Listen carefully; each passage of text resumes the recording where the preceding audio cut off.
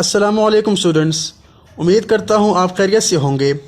9th class mathematics में हम exercise 1.1 complete कर चुके थे, तो आज हम स्टार्ट करेंगे एक्सरसाइज 1.2। तो सबसे पहले आप सिलेबस देखेंगे एक्सरसाइज 1.2 में कौन कौन से क्वेश्चन शामिल हैं।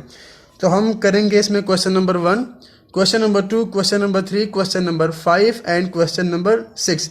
अकॉर्डिंग टू स्मार्ट सिलेबस ये 5 क्वेश्चन आपके एक्सरसाइज 1.2 में शामिल हैं। तो स्टार्ट करते हैं एक्सरसाइज 1.2। सबसे पहला क्वेश्चन है, from the following matrices identify unit matrices, row matrices, column matrices and null matrices. आपको मैट्रिसेस की टाइप्स गिवन है और बताना है कि ये कौन कौन सी टाइप्स है। अब सबसे पहले आपको इन मैट्रिसेस के बारे में पता होना चाहिए कि यूनिट मैट्रिक्स क्या होती है, रो मैट्रिक्स क्या होती है, कॉलम मैट्रिक्स या नल मैट्रिक्स कौन सी मैट्रिसेस होती हैं। तो पहले इनके बारे में पढ़ लेते हैं। तो आप देखिए ज़रा, टाइप्स ऑफ मैट्रिसेस में रो मैट्रिक्स कौन सी मैट्रिक्स होती है। A matrix is called a row matrix if it has only one row. कोई भी मैट्रिक्स जिसकी एक रो हो उसे हम रो मैट्रिक्स कहते हैं, यानी कि ऐसी मैट्रिक्स जिसमें सिर्फ एक रो हो उसे हम रो मैट्रिक्स बोलेंगे। तो रो मैट्रिक्स कौन सी मैट्रिक्स होगी? ऐसी मैट्रिक्स जिसमें सिर्फ एक रो हो। मैं यहाँ पर एग्जांपल्स लिख रहा हूँ 1 2। ये एक ऐसी मैट्रिक्स है जिसमें एक रो है। कॉलम्स कितने हैं? इसमें कॉलम्स 2 हैं। अब आपको कॉलम्स के बारे में कुछ भी नहीं बताया हुआ कि कॉलम्स कितने होंगे। एक भी हो सकता है, 2 भी हो सकते हैं। कॉलम्स की कोई तादाद नहीं है, मगर रो एक हो सकती है, एक से ज़्यादा नहीं हो सकती। आप देखें, ये एक मैट्रिक्स है जिसमें एक रो है और एक कॉलम है। चूँकि इसमें रो एक है तो ये रो मैट्रिक्स है। इसी तरह 1 3 0 ये भी रो मैट्रिक्स है, इसकी रो एक है और कॉलम इसमें 3 है। तो इसका ऑर्डर क्या बनेगा? ये है 1/3 की मैट्रिक्स। तो रो मैट्रिक्स ऐसी मैट्रिसेस हैं जिसमें एक ही रो होती है। उसके बाद नेक्स्ट है टाइप ऑफ मैट्रिक्स में कॉलम मैट्रिक्स। जिस तरह के रो मैट्रिक्स में सिर्फ एक रो थी, इसी तरह कॉलम मैट्रिक्स ऐसी मैट्रिक्स होती हैं जिसमें सिर्फ एक ही कॉलम होता है। A matrix is called a column matrix if it has only one column, यानी कि ऐसी मैट्रिक्स जिसमें सिर्फ एक कॉलम हो उसको हम कॉलम मैट्रिक्स कहते हैं। एग्जाम्पल देख लेते हैं। एक मैट्रिक्स मैंने यहाँ पर लिखी है, इसमें एक ही एलिमेंट है 2। अब देखें यहाँ पर कितने कॉलम्स हैं? एक ही कॉलम है और रो भी एक है। जिस तरह के ऊपर हमने पढ़ा कि यहाँ पर रो मैट्रिक्स में कॉलम के बारे में कुछ भी नहीं बताया गया कि कॉलम्स कितने होंगे, इसी तरह यहाँ पर रो के बारे में कोई जिक्र नहीं है। रो एक भी हो सकती है, 2 भी हो सकती है, 3 भी या कम ज़्यादा भी। तो इसका ऑर्डर है 1/1, यानी कि एक रो एक कॉलम। इसी तरह अब ये देख लें 2 - 3, ये भी कॉलम मैट्रिक्स है क्योंकि यहाँ पर एक कॉलम है। लाइकवाइज 0 1 -4 ये भी कॉलम मैट्रिक्स है। और इसका अगर ऑर्डर देखें, इसमें रोज कितनी है? 3 है, तो इसका ऑर्डर 3/1 है। ठीक है। रो और कॉलम मैट्रिक्स के बाद नेक्स्ट है रेक्टेंगुलर मैट्रिक्स। रेक्टेंगुलर, जिस तरह के रेक्टेंगल के बारे में आपने पहले पढ़ा होगा, रेक्टेंगल शेप के बारे में आपने पहले पढ़ा होगा। तो रेक्टेंगल शेप कैसी शेप होती है? रेक्टेंगल शेप एक ऐसी शेप होती है कि जिसकी पहली तो 4 साइड्स होती हैं और उसके अलावा तमाम साइड्स इक्वल नहीं होती, बल्कि आमने सामने वाली साइड्स इक्वल होती हैं। लेट्स सपोज अगर ये x है तो सामने वाली साइड की लेंथ भी x ही होगी, अगर ये y है तो इसकी लेंथ भी y होगी, यानी कि तमाम साइड्स इक्वल नहीं हैं। तो इसी तरह रेक्टेंगुलर मैट्रिक्स एक ऐसी मैट्रिक्स होती है जिसमें रो और कॉलम इक्वल नहीं होते, बल्कि रो और कॉलम की तादाद चेंज होती है। हम यहाँ पर लिख लेते हैं 1 2 0 4 -1 5। तो ये मैंने एक मैट्रिक्स लिखी है, इसमें 2 रोज हैं और 3 कॉलम्स हैं। अगर ऑर्डर इसका देखा जाए तो इसका ऑर्डर बनता है 2/3। अब देखें, इसमें रोज और कॉलम की तादाद सेम नहीं है। रोज 2 है एंड कॉलम्स 3 है, यानी कि ये रेक्टेंगुलर मैट्रिक्स है। रेक्टेंगुलर क्यों है? क्योंकि इसमें रोज और कॉलम की तादाद सेम नहीं है। तो कोई भी ऐसी मैट्रिक्स जिसमें रोज और कॉलम सेम ना हो उसे हम रेक्टेंगुलर मैट्रिक्स कहेंगे। इसकी बहुत एग्जांपल हो सकती है। लाइक मैंने इस तरह की ये मैट्रिक्स लिखी है, इसमें रोज 3 है और कॉलम्स 1 है, तो ये 3/1 ऑर्डर का है, तो ये भी एक रेक्टेंगुलर मैट्रिक्स है। इसी तरह -1 and 1 it is also a rectangular matrix क्योंकि रोज और कॉलम की तादाद सेम नहीं है। रेक्टेंगुलर मैट्रिक्स के बाद नेक्स्ट मैट्रिक्स है स्क्वायर मैट्रिक्स। स्क्वायर एक ऐसी शेप होती है कि जो 4 साइड्स की होती है और इसके अलावा तमाम साइड्स की लेंथ इक्वल होती है। तो उसी तरह स्क्वायर मैट्रिक्स एक ऐसी मैट्रिक्स है जिसमें रोज और कॉलम्स इक्वल होते हैं। यहाँ पर रो और कॉलम इक्वल नहीं होते। ये एक स्क्वायर मैट्रिक्स है। क्यों? क्योंकि यहाँ पर एक रो है और एक कॉलम है। लाइकवाइज 1 2 3 -1 ये भी एक स्क्वायर मैट्रिक्स है क्योंकि यहाँ पर भी 2 रोज हैं और 2 ही कॉलम्स हैं। स्क्वायर मैट्रिक्स का order 1 by 1, 2 by 2, 3 by 3, 4 by 4 या n by n कुछ भी हो सकता है। इसी तरह एक ऐसी मैट्रिक्स जिसकी 3 रोज हों और 3 कॉलम्स हों वो भी एक स्क्वायर मैट्रिक्स ही होगी। क्यों? क्योंकि रोज और कॉलम्स की तादाद सेम है। तो हमने 4 टाइप्स ऑफ मैट्रिक्स पढ़ ली हैं। रो मैट्रिक्स जिसमें एक रो हो, कॉलम मैट्रिक्स वो मैट्रिक्स जिसमें एक कॉलम हो, रेक्टेंगुलर मैट्रिक्स में रोज और कॉलम की तादाद सेम नहीं होती, जबकि स्क्वायर मैट्रिक्स में रोज और कॉलम्स की तादाद सेम होती है। नेक्स्ट है नल मैट्रिक्स और जीरो मैट्रिक्स। नल मैट्रिक्स या जीरो मैट्रिक्स ऐसी मैट्रिक्स होती हैं जिसकी तमाम एलिमेंट्स या तमाम एंट्रीज जीरो हों, यानी मैट्रिक्स का हर एलिमेंट जीरो के इक्वल हो, जीरो के अलावा कोई भी एलिमेंट ना हो। यहाँ पर ऑर्डर कुछ भी हो सकता है। नल मैट्रिक्स या जीरो मैट्रिक्स में ऑर्डर कुछ भी हो सकता है। मैं यहाँ पर एग्जांपल लिख लेता हूँ। ये एक मैट्रिक्स है जिसमें एक ही एलिमेंट है जीरो, तो ये नल मैट्रिक्स है। इसी तरह ये भी नल मैट्रिक्स ही है। 2 by 2 का ले लें स्क्वायर मैट्रिक्स। अगर तमाम एलिमेंट्स किसी भी मैट्रिक्स में ज़ीरो हो जाएं, इसका मतलब है कि वो मैट्रिक्स नल मैट्रिक्स या ज़ीरो मैट्रिक्स होती है। इनका ऑर्डर कुछ भी हो सकता है। ऑर्डर के बारे में कहीं भी ये नहीं लिखा हुआ कि ये स्क्वायर मैट्रिक्स होनी चाहिए, रेक्टेंगुलर होनी चाहिए, ये बात कहीं भी नहीं लिखी हुई। जिस तरह कि आप देख सकते हैं ये जो मैट्रिक्स लिखी है इनका ऑर्डर 2 by 2, 1 by 2, 2 by 1 और 3 by 3 है। नल मैट्रिक्स को हम कैपिटल O से रिप्रेजेंट करते हैं। तो ये हमने कुछ टाइप्स पढ़ ली मैट्रिसेस की। आगे भी आप देख लें, आगे भी कुछ टाइप्स लिखी हैं जिस तरह के। अब नेक्स्ट हम पढ़ते हैं डायगोनल मैट्रिक्स। डायगोनल मैट्रिक्स के लिए सबसे पहली शर्त कि मैट्रिक्स स्क्वायर होनी चाहिए। ठीक है, कोई भी स्क्वायर मैट्रिक्स का ये मतलब है कि उसमें रोज और कॉलम की तादाद सेम होनी चाहिए। उसके बाद अगर मैं यहाँ पर मैट्रिक्स लिखता हूँ, लेट्स सपोज ABCD, मैंने एक स्क्वायर मैट्रिक्स लिखी है of order 2 by 2।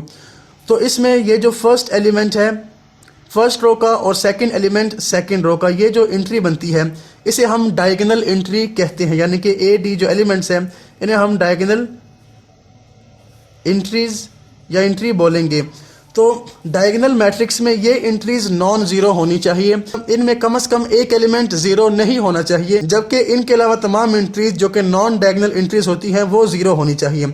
For example एक मैट्रिक्स है 1 0 0 3, तो आप देख लें इस मैट्रिक्स में डायगोनल एंट्रीज कौन सी है 1 3, वो नॉन जीरो है, वो जीरो नहीं है। कम से कम एक एलिमेंट नॉन जीरो होना चाहिए, दोनों भी नॉन जीरो हो सकती हैं, मगर इनके अलावा बाकी तमाम एलिमेंट्स जीरो हों तो ये डायगोनल मैट्रिक्स है। इसी तरह 1 ये भी एक डायगोनल मैट्रिक्स है क्योंकि डायगोनल पर एक ही एलिमेंट है 1 जो कि नॉन जीरो एलिमेंट है। सेम लाइक 0 0 0 एंड -3 ये भी एक डायगोनल मैट्रिक्स ही है क्योंकि नॉन डायगोनल एलिमेंट्स सारे जीरो हैं और डायगोनल में कम से कम एक एलिमेंट -3 नॉन जीरो है। अगर बात की जाए 3 by 3 मैट्रिक्स की, लाइक 1 0 0 0 6 0 एंड 0 0 0, तो ये मैट्रिक्स भी डायगोनल मैट्रिक्स ही है क्योंकि डायगोनल में जो एलिमेंट्स है 1 6 0, इन एलिमेंट्स में से 2 एलिमेंट्स नॉन जीरो है, जबकि हमने बात की कम से कम एक एलिमेंट नॉन जीरो हो, तो ये भी डायगोनल मैट्रिक्स ही है। अगर ऐसी मैट्रिक्स आ जाए लाइक 1 0 5 0 और आपसे पूछा जाए कि क्या ये डायगोनल मैट्रिक्स है या नहीं है, तो आपका जवाब क्या होगा?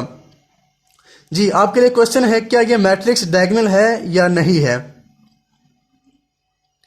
तो ये मैट्रिक्स डायगोनल नहीं है।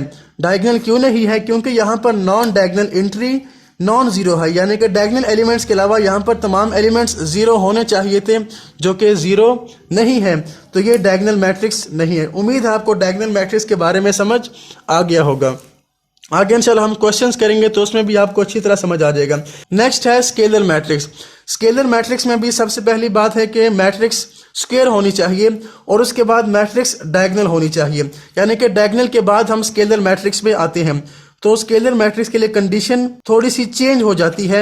डायगोनल एंट्रीज तमाम की तमाम नॉन जीरो हो पहली बात, और तमाम एक ही नंबर हो यानी कि सेम नंबर हो। लाइक मैंने यहाँ पर के लिख दिया तो के यहाँ पर कोई भी नंबर है, जबकि नॉन डायगोनल एंट्रीज सारी जीरो हो, यानी कंडीशंस वही डायगोनल मैट्रिक्स की यहाँ पर भी सेम है, मगर एक कंडीशन इजाफी है कि जो हमने पहले बात की थी कि डायगोनल पर कम से कम एक एलिमेंट नॉन जीरो हो सकता है और एलिमेंट चेंज भी हो सकते हैं। तो स्केलर मैट्रिक्स की ये कंडीशन है कि कोई भी एलिमेंट डायगोनल का एलिमेंट जीरो नहीं होगा और वो तमाम एलिमेंट्स सेम होंगे अदर देन वन के अलावा। ये बात भी आपने याद रखनी है। लाइक मैं लिखता हूँ 2 0 0 2, तो ये एक स्केलर मैट्रिक्स है क्योंकि डायगोनल के दोनों एलिमेंट्स नॉन जीरो हैं और दोनों सेम है। इसी तरह 3 0 0 0 3 0 एंड 0 0 3, ये भी एक स्केलर मैट्रिक्स ही है। अगर यहाँ पर 3 की जगह कोई और एलिमेंट आ जाए, कोई और नंबर आ जाए या जीरो आ जाए तो ये स्केलर मैट्रिक्स नहीं रहेगा क्योंकि तमाम डायगोनल सेम नहीं रहा और तमाम डायगोनल नॉन जीरो नहीं रहा। स्केलर मैट्रिक्स के बाद नेक्स्ट है यूनिट मैट्रिक्स। अगर स्केलर मैट्रिक्स में हम एक और कंडीशन ऐड कर लें तो वो यूनिट मैट्रिक्स बन जाएगी, और वो कंडीशन क्या है कि जो हम के यहाँ पर लगा रहे हैं वो 1 होना चाहिए, यानी कि आप इस 2 को 1 से रिप्लेस कर दें तो ये बन जाएगा 1 0 0 1, या ये मैट्रिक्स 3 की जगह 1 बन जाएगा। तो मैट्रिक्सेस कुछ यूँ बन जाएंगी 1 0 0 1। तो ये है यूनिट मैट्रिक्स, यानी कि डायगोनल प्लेस पर जो एलिमेंट लिखा होना चाहिए वो यूनिट होना चाहिए, 1 लिखा होना चाहिए। इसी तरह अगर हम बात करें 3/3 की तो वो है 1 0 0 0 1 0 0 0 1। ये भी यूनिट मैट्रिक्स ही है। इसका दूसरा नाम होता है आइडेंटिटी मैट्रिक्स। इसको हम आइडेंटिटी मैट्रिक्स भी कहते हैं और यूनिट मैट्रिक्स भी कहते हैं। तो उम्मीद है यहाँ तक आपको बच्चों समझ आ गई होगी। अब हम एक्सरसाइज पे चलते हैं और एक्सरसाइज के 1.2 के फर्स्ट क्वेश्चन की जानिब बढ़ते हैं। क्वेश्चन है from the following matrices identify null matrices, row matrices, column matrices and unit matrices. तो पहला है A 0 0 0 0। आप देख सकते हैं इस मैट्रिक्स में तमाम एलिमेंट्स जीरो हैं। तो जैसा कि मैंने पहले बताया कि ऐसे मैट्रिक्स जिसके तमाम एलिमेंट्स जीरो हो उसे हम नल मैट्रिक्स कहते हैं। बी मैट्रिक्स को आप देखें B = 2 3 4। अब आप देखें यहाँ पर एक रो है, जो हमने मैट्रिसेस पढ़ी हैं उनमें से ये 2 किस्म की मैट्रिसेस बनती हैं। एक है रो मैट्रिक्स क्योंकि यहाँ पर एक रो है, और उसके अलावा ये है रेक्टेंगुलर मैट्रिक्स क्योंकि यहाँ पर रोज और कॉलम की तादाद सेम नहीं है, मगर आपने जो आपसे पूछा गया है उसी के मुताबिक आंसर देना है, यानी कि या तो ये यूनिट मैट्रिक्स होगा या रो मैट्रिक्स या कॉलम या नल मैट्रिक्स। तो उसके मुताबिक ये रो मैट्रिक्स है क्योंकि यहाँ पर एक रो है। इसी तरह ये मैट्रिक्स आप देख सकते हैं यहाँ पर एक कॉलम है, इसका ऑर्डर है 3/1, एक कॉलम है, तो ये कॉलम मैट्रिक्स है। डी मैट्रिक्स में आप देखें सबसे पहली बात कि ये स्क्वायर मैट्रिक्स है, मगर यहाँ पर तो स्क्वायर मैट्रिक्स का जिक्र नहीं, यहाँ पर आपसे 4 चीजें पूछी गई हैं यूनिट, रो, कॉलम या नल। तो उनके मुताबिक ये यूनिट मैट्रिक्स है क्योंकि यहाँ पर डायगोनल के एलिमेंट्स तमाम नॉन जीरो हैं और तमाम 1 है। इसी तरह ई मैट्रिक्स को आप देखें, गिवन मैट्रिसेस में से ये नल मैट्रिक्स है या जीरो मैट्रिक्स है क्योंकि इसमें एक एलिमेंट है और वो एलिमेंट जीरो है। एफ मैट्रिक्स को अगर आप देखें तो एफ मैट्रिक्स में एक कॉलम है, तो इस तरह ये कॉलम मैट्रिक्स है। क्वेश्चन नंबर 1 के बाद अब हम बढ़ते हैं क्वेश्चन नंबर 2 की जानिब। क्वेश्चन नंबर 2 में क्या लिखा है, from the following matrices identify square matrices, rectangular matrices, row matrices, column, identity and null matrices. तो सबसे पहले आप देखें इन गिवन ऑप्शंस में से ये कौन सी मैट्रिक्स बनती है। तो ये एक ऐसी मैट्रिक्स है जिसमें 2 रोज हैं जबकि 3 कॉलम्स हैं, यानी कि रोज और कॉलम की तादाद सेम नहीं है, तो ये रेक्टेंगुलर मैट्रिक्स है।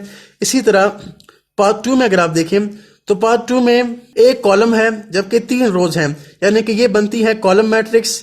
ठीक है, ये कॉलम मैट्रिक्स भी बनती है और रेक्टेंगुलर मैट्रिक्स भी बनती है। अगर हम क्वेश्चन में देखें तो यहाँ पर 2 ऑप्शंस ठीक है, रेक्टेंगुलर मैट्रिक्स भी बनती है और कॉलम मैट्रिक्स भी बनती है। पार्ट नंबर सी में या पार्ट नंबर 3 में अगर आप देखें तो ये एक स्क्वायर मैट्रिक्स है, ठीक है, क्योंकि यहाँ पर रोज और कॉलम की तादाद सेम है।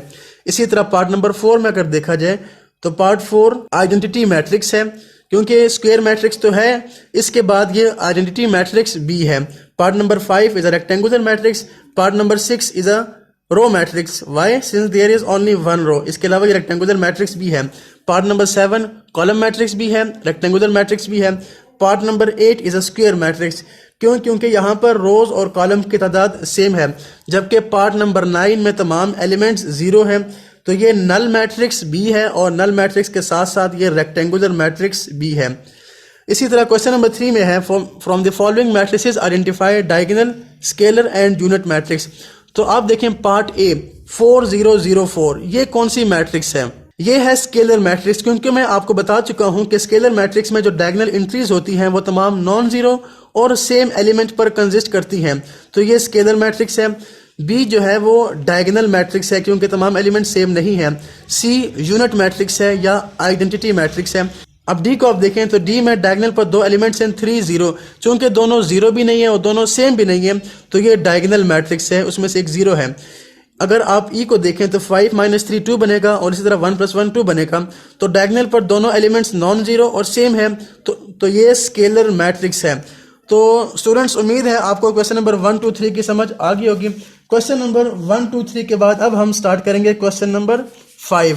तो क्वेश्चन नंबर 5 में है find the transpose of each of the following matrices, यानी कि हमने इन गिवन मैट्रिसेस का ट्रांसपोज फाइंड करना है. ट्रांसपोज के बारे में मैं आपको अभी तक नहीं बताया. तो ट्रांसपोज में क्या करना होता है? लेट्स सपोज हमारे पास कोई भी मैट्रिक्स है A = ABCD. अगर हमने इसका ट्रांसपोज फाइंड करना है तो मैं A के ऊपर छोटा सा स्मॉल t लिख लूंगा. इसी तरह यहाँ पर भी T फॉर ट्रांसपोज. अब ट्रांसपोज में आप क्या करते हैं? ट्रांसपोज में हम रोज को कॉलम में चेंज कर देते हैं या कॉलम्स को रोज में चेंज कर देते हैं. अब आप देखें ए बी यहाँ पर रो है तो ये कॉलम बन जाएगी, यानी कि ये कुछ यूं बन जाएगा. इसी तरह सी डी जो कि एक रो है वो भी कॉलम बन जाएगा. या दूसरे अल्फाज में आपने कॉलम को ए सी को रो में चेंज कर दिया और बी डी जो कॉलम था उसको हमने रो में चेंज कर दिया.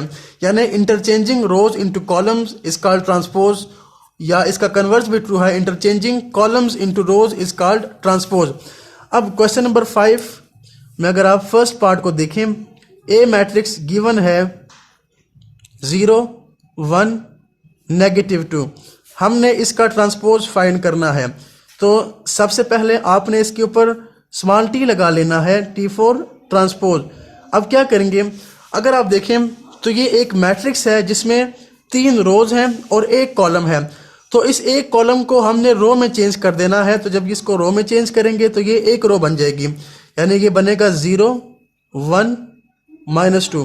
तो ये हमने ए ट्रांसपोज लिख लिया, गिवन मैट्रिक्स का ट्रांसपोज ले लिया. एक कॉलम था तो उसको हमने एक रो में चेंज कर लिया. अब देखिए पार्ट नंबर सी में रोज कितनी है? 3 रोज हैं, जबकि कॉलम्स कितने हैं? कॉलम्स 2 हैं. अब मुझे ये नहीं पता कि आंसर में कितने रोज आएंगे कितने कॉलम्स आएंगे.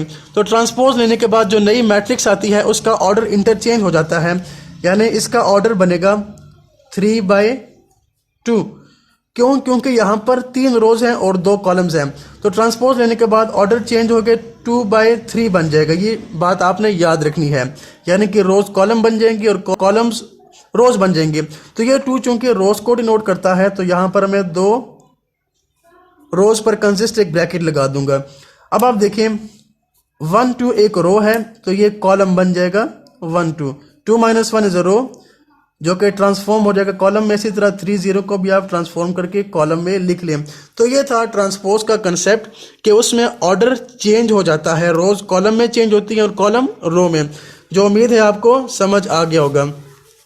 नेक्स्ट हमने करना है लास्ट क्वेश्चन, इसका क्वेश्चन नंबर 6. तो क्वेश्चन नंबर 6 में है verify for A and B that A transpose again taking transpose is A, या बी ट्रांसपोज उसका दोबारा ट्रांसपोज लें तो बी आ जाएगा. तो यहाँ पर क्वेश्चन नंबर 6 में मैं आपको पार्ट नंबर 2 करवाता हूँ. क्वेश्चन ये है कि आपको बी मैट्रिक्स गिवन है और वेरीफाई करना है कि B transpose whole transpose equal to B, यानी कि बी का अगर हम 2 दफ़ा ट्रांसपोज ले लें तो आंसर बी के इक्वल ही आएगा. सॉल्यूशन, सबसे पहले हम बी ट्रांसपोज फाइंड करते हैं. बी ट्रांसपोज के लिए मैंने बी के ऊपर ट्रांसपोज लगा दिया और जब ट्रांसपोज लेंगे तो ये बन जाएगा, रो को कॉलम में चेंज कर दें तो ये 1 1 बन जाएगा और 2 0 जो कि एक रो है उसको दोबारा कॉलम में चेंज कर दें तो ये कुछ यूँ बन जाएगा. नाउ अगेन बी ट्रांसपोज का होल ट्रांसपोज लेंगे. अब बी ट्रांसपोज पहले से ये आ चुका है आपने इसके ऊपर दोबारा टी लगा देना है और जब इसको सिंप्लीफाई करेंगे तो क्या करेंगे, दोबारा वही काम करेंगे। 1 2 जो कि एक रो है उसको कॉलम में चेंज कर लें और 1 0 को भी कॉलम में चेंज कर लें। तो आप देखें ये जो मैट्रिक्स है और जो आपको गिवन मैट्रिक्स भी है, क्या ये दोनों सेम है या नहीं है। तो आप देख सकते हैं कि दोनों सेम है। इसका मतलब हुआ कि बी ट्रांसपोज होल ट्रांसपोज लें तो आंसर बी के इक्वल ही आएगा। यानी कोई भी मैट्रिक्स है उसका आप 2 दफ़ा ट्रांसपोज ले लें तो आंसर दोबारा वही मैट्रिक्स आ जाती है। तो ये रिजल्ट हमने वेरीफाई करना था जो कि वेरीफाई हो गया। तो स्टूडेंट्स आज हमने एक्सरसाइज 1.2 को कंप्लीट किया। आज की वीडियो में हमने यहीं तक काम करना था। तो उम्मीद है आपको आज के क्वेश्चन अच्छी तरह समझ आए होंगे। अगर क्वेश्चन में कोई भी मसला है, कोई प्रॉब्लम है तो आप मुझसे कमेंट्स में पूछ सकते हैं। तो आज की वीडियो तक के लिए इतना ही। Thanks for watching. अल्लाह हाफिज़।